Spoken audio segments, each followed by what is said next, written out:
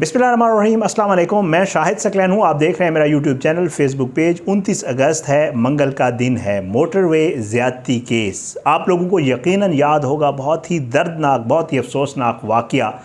2 साल हो गए इसके मुल्ज़मान को सज़ाए मौत हुई थी, लेकिन उनकी अपीलें जो हैं वो हाई कोर्ट में पेंडिंग हैं और वो इस वक्त जो है वो जेल में हैं। लेकिन ये वाक़या इस सज़ा के होने के बाद एक बार फिर ख़बरों में आया है और गुज़श्ता रोज़ से जो है वो एक सोशल मीडिया के ऊपर ट्रेंड चल पड़ा है और इसके ऊपर बहस होना शुरू हो गई है, क्योंकि वो ख़ातून जिसके साथ ये वाक़या पेश आया था वो इस वाक़ये को भुलाने की कोशिश कर रही थी। लेकिन जियो टीवी की तरफ से कुछ ऐसा काम किया गया है कि उस ख़ातून के वो ज़ख्म ताज़े हो गए हैं और वो इस पे बात करने के लिए ख़ुद आगे आई है और उसने बहुत ही दर्दनाक और बहुत ही अफसोसनाक बातें की हैं। इतने तक कह दिया कि मैं ये देखने से पहले मर क्यों ना गई, मैं इस वाक़ये को भूलना चाहती हूँ, लेकिन इन्हें किसने कहा था कि ये सारा कुछ मुझसे पूछे बग़ैर करें। ये सारा मामला है क्या? कल गुज़श्ता रोज़ से इसके ऊपर बहस क्यों हो रही है? बायकाट हादसा नाम का एक ट्रेंड चल रहा है ट्विटर के ऊपर, वो क्या है? ये सारे मामलात आज की इस वीडियो में आपके सामने रखेंगे। ये वाक़या जो है बहुत ही अफसोसनाक वाक़या लाहौर सियालकोट मोटरवे के ऊपर 2020 में पेश आया था। इसके ऊपर मैंने बहुत ज़्यादा वीडियोज़ की थी, पहले दिन से लेकर सज़ाए मौत तक, और उसके बाद भी मैं इस केस को कवर करता रहा था। आप मेरी टाइमलाइन देख सकते हैं, उसके ऊपर प्लेलिस्ट बनी हुई है जिसमें इस वाक़ये के हवाले से मैंने बहुत ज़्यादा बात की है और इसके ऊपर बहुत ज़्यादा वीडियोज़ की हैं। बहरहाल आप लोग अक्सर बेशतर अब भी कमेंट्स में जो मेरे रेगुलर व्यूअर्स हैं वो मुझसे पूछते रहते हैं कि जी उस केस का क्या हुआ। तो अब ये हुआ है कि अब जियो टीवी ने एक ड्रामा शुरू किया जिसका नाम हादसा है। ये डेली 7 बजे के करीब जो है ऑन एयर होता है। अब ये हादसा जो है ये भी एक ऐसी ही कहानी है कि एक ख़ातून के साथ जो है इसी तरह ज़्यादती का वाक़या पेश आया। ये ड्रामा जो है, कहा यह जा रहा है उस ख़ातून ने जिसके साथ ये वाक़या पेश आया था, उसने बाकायदा तौर पे टीवी एंकर हैं, रेनाउंड जर्नलिस्ट हैं, फ़रिया इदरीस, उस वक्त भी उन्होंने जो है इस ख़ातून से बात की थी और मैंने भी इनका ज़िक्र जो है अपनी वीडियोज़ में भी किया था फ़रिया का। फ़रिया ने एक बहुत ही डिटेल्ड ट्वीट की है और उन्होंने बताया है कि इस ड्रामे की तकरीबन कोई 8 के करीब कहा जा रहा है किस्तें ऑन एयर हो चुकी हैं, कि इस ड्रामे की किस्तें ऑन एयर हुई हैं और वही ख़ातून जिसके साथ एक्चुअली ये वाक़या पेश आया था, जो इस ड्रामा से गुज़र चुकी है, उसने फ़रिया से फ़ोन पे रब्ता किया है और फिर फ़रिया ने उसकी दास्तान लिखी है।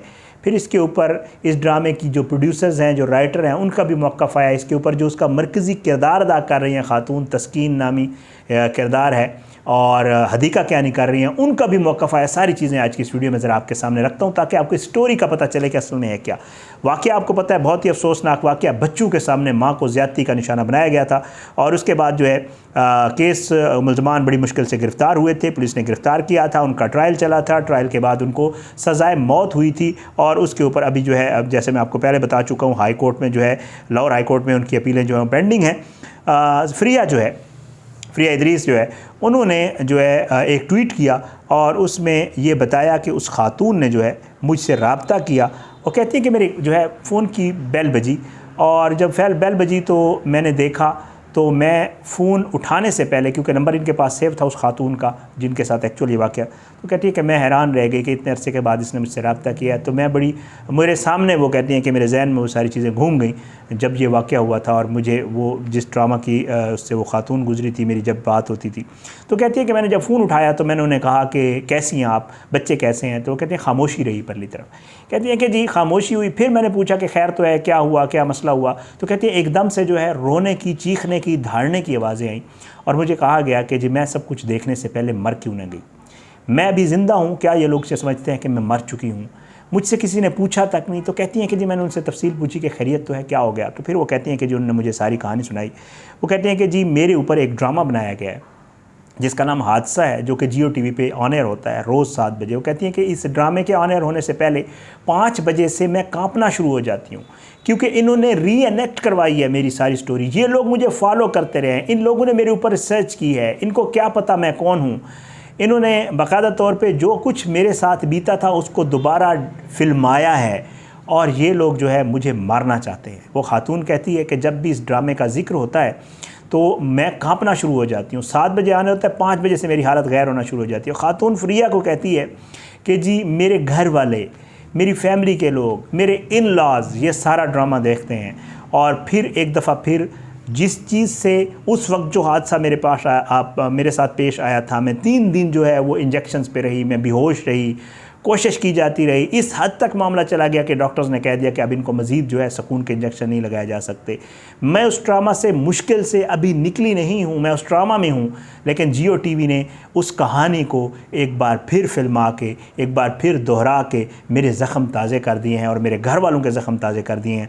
और मैं जब वो ड्रामे की किस्त आती है, जब भी मुझे पता चलता है वो आने वाली है, तो मैं उसको बर्दाश्त नहीं कर पाती। वो कहती हैं ये क्या चाहते हैं कि मैं मर जाऊं? मुझसे किसी ने पूछा तक नहीं। वो कहते हैं ये ड्रामा बनाने से पहले कम से कम इनको मुझसे रब्ता तो करना चाहिए था कि जो मेरा वाक़या हुआ है उसके ऊपर ये ड्रामा बना रहे हैं। बहरहाल एक बहुत बड़ी जो है उन्होंने बात की। उन्होंने कहा कि मेरी भाभी, मेरे पड़ोसी, ओ मेरे खुदा, किसने मुझसे पूछने की ज़हमत नहीं की, मैं अभी मरी नहीं। उन्होंने कहा कि जी जब आप जानते हैं कि एक हकीकी ज़िंदगी में किसी के साथ ऐसा वाक़या है तो आप इतनी ज़ालिमाना और ख़ौफनाक चीज़ पर कैसे काम कर सकते हैं। बहरहाल ये सारा मामला चल रहा है। ये जो हादसा ड्रामा है ये जो है उसी कहानी के ऊपर बनाया गया है जिसमें मरकज़ी किरदार तस्कीन 3 बच्चों की माँ है, एक बाख्तियार, बाशऊर और मजबूत औरत है जो अपने घर में काम करने वाली औरत की बेटी के साथ होने वाले घरेलू तशद्दुद के ख़िलाफ़ भी आवाज़ उठाती है। लेकिन एक रोज़ वो एक बड़ी और सुनसान सड़क पर अपने जवान बेटे के साथ जा रही होती कि उसके साथ रेप किया जाता है और रेप के बाद अस्पताल में वो शदीद तकलीफ़ और कर्ब से गुजरती है और नींद के लिए डॉक्टर्स उन्हें दवाइयाँ तजवीज़ करते हैं। ये आप स्टोरी सुन के आपको आइडिया होगा कि इस ड्रामे की स्टोरी क्या है। लेकिन वो सो नहीं पाती। ख़ानदान मुतासरा औरत की शनाख्त और वाक़े की तफसीलात खुफिया रखता है। मोटरवे केस में भी ऐसा ही हुआ था, लेकिन फिर भी ये वाक़या मीडिया में ज़ेर बहस रहता है। ड्रामा में अब तक दिखाई जाने वाली ये तमाम बातें हैं जो मोटरवे ज़्यादती केस से मुमासलत रखती हैं, जो नाजरीन भी जिसको नोट किए बिना ना रह सके। अब ये जो हादसा ड्रामा है, जब ये बहुत ज़्यादा इसके ऊपर तनकीद हुई और मामला चल पड़ा तो इसकी जो ड्रामा निगार हैं खातून, उनसे जब पूछा गया तो उन्होंने कहा कि जी ये ड्रामा निगार है जंजबील आसिम शाह। इन्होंने जो है BBC से बात की। उन्होंने कहा कि ये कहानी मोटरवे रेप केस पर मबनी है, क्या ये ऐसा ही है? तो उन्होंने कहा ऐसा कुछ भी नहीं है, ये मुमासलत एक इत्तफाकिया है। जो भी औरत खुदा न खास्ता इस वाक़े से गुजरी होगी, चाहे वो गरीब की हो या अमीर घर की, चाहे वो पढ़ी लिखी हो या ना हो, तो इसको वो मुतासर करता है। हमारा ड्रामा हमारे हालात और हमारी तकलीफ़ों की अक्कासी करता है। जंजबील आसिम शाह ने अपनी कहानी का दिफा करते हुए कहा कि जब आप इस जंग को लड़ते हैं वहाँ आपका भी कैथारसिस हो रहा होता है। उन्होंने बच्चों से जिनसी ज़्यादती जैसे एक संजीदा मौजू का हवाला देते हुए कहा, जब भी हम कुछ लिखते हैं तो किसी न किसी से कुछ न कुछ तो मुशाबियत होती है। बहरहाल उन्हें कहते हैं कि मैंने एक जवान बेटा दिखाया है जिसकी शादी हो रही है, घर में हंगामा खेजी जारी है। वो कहते हैं कि जी मेरा इस मामले से और उस वाक़े से हमारे ड्रामे का कोई ताल्लुक़ नहीं है। तो बहरहाल अगरचे ड्रामा चैनल्स के मालकान, प्रोड्यूसर, डायरेक्टर्स, ड्रामा निगार पर तनकीद होती है कि रेप जैसे संजीदा मौज़ूआत पर इसलिए ड्रामा बनाया जाता है कि इससे सनसनी फैलती है और रेटिंग आती है। लेकिन जंजबील का कहना था कि आप चार्ट्स उठा के देख लें, इस वक्त तो रोमांस रेटिंग ले रहा है, हमने तो कोई सनसनी खेज़ मंजर नहीं डाला और ना ही ये लफ्ज़ इस्तेमाल किया, यानी रेप का। हदीका कियानी जो इस मरकज़ी किरदार हैं उनका भी मौक़िफ़ आया, वो भी आपके सामने रख देता हूँ। वो कहती हैं कि जी हदीका कियानी ने कहा कि मैं जो है मेरे लिए ये जानना कि मैं जिस चीज़ का हिस्सा हूँ वो किसी सर्वाइवर को तकलीफ़ पहुँचाने और इसके वाक़े की याद दहानी के लिए इस्तेमाल हो रहा है, ये मैं बर्दाश्त नहीं कर सकती।